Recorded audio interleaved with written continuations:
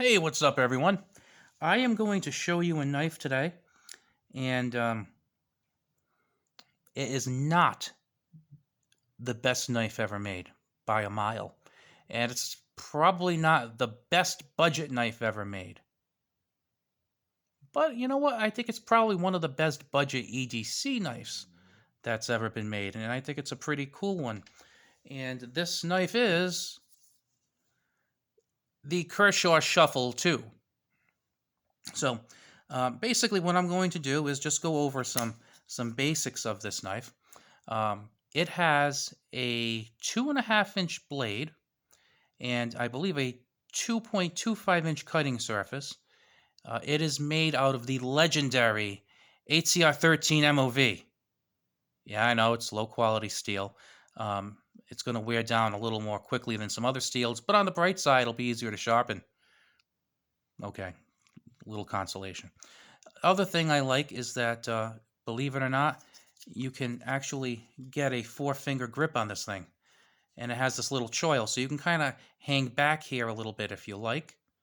And it's a 3-finger knife, easily a 3-finger knife. Or you choke up on that choil and it's a 4-finger knife. And the other thing is, it's not like one of these like fake choils. You know what I'm talking about, where like the blade starts right at the end of the choil, and if you move your finger over too much, you risk going on the blade. No, it actually comes over a little bit. It's like a safe choil. It's a pleasant choil. It's a happy choil. So I like that.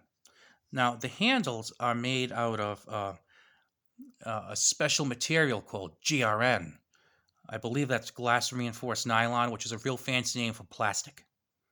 Now, they're not the most grippy thing ever, but there's enough indentations in here to give you a decent amount of purchase on the knife. I think that's pretty good. The other thing I like about this is that it's actually sort of kind of a multi-tool. Let me explain. It has a bottle opener right here, so that's pretty good. If you're drinking your IBC root beer, highly recommended by my channel, you can pop open the cap with that, although that's a screw cap. Never mind, forget I said that. So you can pop open your bottle caps with this.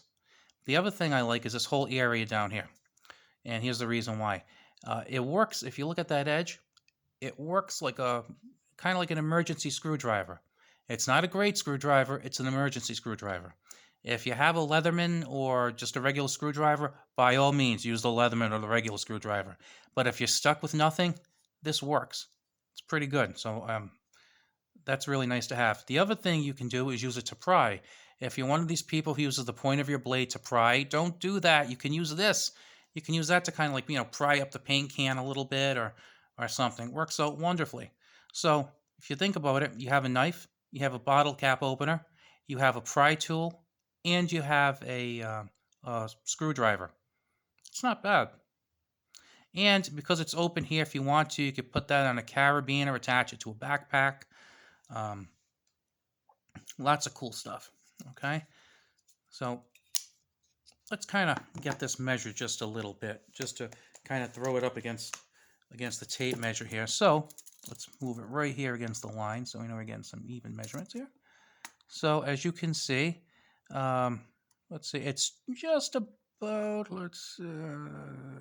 yeah, so it's about 2.5 inches from the tip to this part of the handle. And then the blade, the sharpened part, as you can see, is about 2.25 inches almost exactly. So 2.25 of sharpened area, 2.5 of total blade. The other reason why I like this is something that will probably be legal in most places. It's not an automatic knife. It's not a gravity knife. It doesn't have a 4-inch blade. It's not a dagger. So it's just kind of, it's a manual blade with it's a manual 2.5-inch blade with a liner lock. So while there may be some cities in the U.S. where this might be illegal, and I don't know if there are any states that would have this illegal, like on a general basis. Again, I'm not a lawyer. Go check that out for your own state. But I would think that in far more places than not, this is going to be a legally accepted knife. So if you're the kind of person who likes to travel around and drive a lot, it's a good thing to have. In my opinion, it's good for me because it is completely legal in my state, and I live in the Northeast, so As you probably know, a lot of the northeastern states are kind of small. You drive an hour and you can be in like 2 or 3 other states. So it's pretty handy because if I'm going to stay in my state, I can carry a 3-inch auto, no problem. So I carry a 3-inch auto.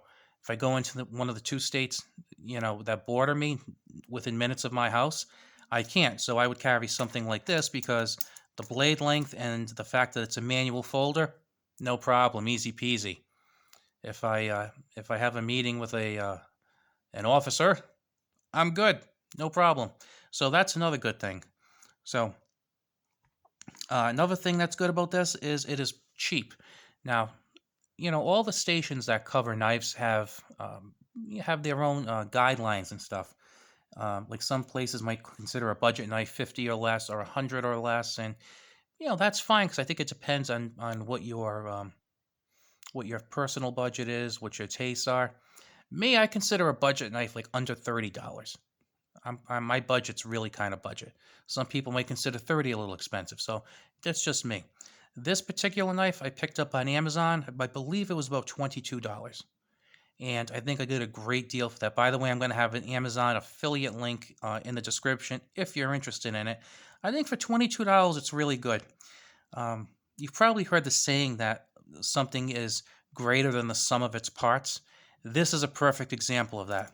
You have HCR13 MOV steel, which tends to be on less expensive budget knives. You have GFN handles, which is, we all agree, plastic. Okay? It's on washers. It's not on ball bearings. Let me see. I think we have steel liners here. Do we have steel liners? Yes, we have steel liners here. I don't believe they're skeletonized or anything, or anything like that. But it's a light knife. It only weighs 3 ounces. But it is certainly greater than the sum of its parts. It's just like a good handy knife. And then the other thing is that it also functions as a multi-tool. So if you're in an area where people say, "Oh no, he's got a knife," it's like, no, it's a multi-tool.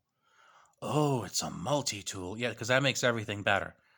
You can have like a 3-inch knife, but then you add like a pair of pliers with, then all of a sudden, oh, that's not a weapon, that's a tool. Well, some people who are tools would think this is fine too because it's a multi-tool.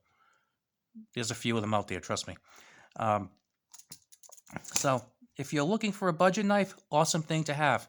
The other thing this is good for, besides being a good low-budget option for an EDC knife, or if you're going to be traveling around, say, to different places during the day where it might be kind of an anti-knife place, also great for a car knife, which I'm planning on doing a video soon. And you might say, what is a car knife? Well, are some of you familiar with the, I don't know, like the Spyderco Para 2? Make some really nice ones that have like, special blade steels and handles. They cost like $200. How would you feel if you had your $200 knife in your car and it got stolen? You'd probably be a little upset. Now, how would you feel if your $22 knife got stolen? Probably upset, but I don't think you'd be as upset. Because whereas the Spyderco, you're like, oh crap, now I gotta wait for a while maybe before I can replace my $200 knife. This is a lot easier to replace. So I mean, personally, like with me, one of the knives I keep in my car is a Ganzo. Don't laugh, but it's a Ganzo. Nice sharp blade, good lockup, no blade play. Does what it needs to do. Cost me $14. I would hate for it to get stolen, but I'm not going to be the same way as I would if like my ProTech Malibu was stolen or my Para 3 was stolen, Same thing with this. I really like this knife, but if it got stolen and it's $22, I can replace it right away, which I would because I really like this. I also like the Shuffle 1. Now with the Shuffle 1, the handle that's a really good knife too. It's similar to this in a lot of ways. That's also a good option. But if you have hands that are a little small and you'd like a longer handle, I would definitely recommend this one. But the Shuffle 1's also a very good knife. Kind of depends on what you're looking for.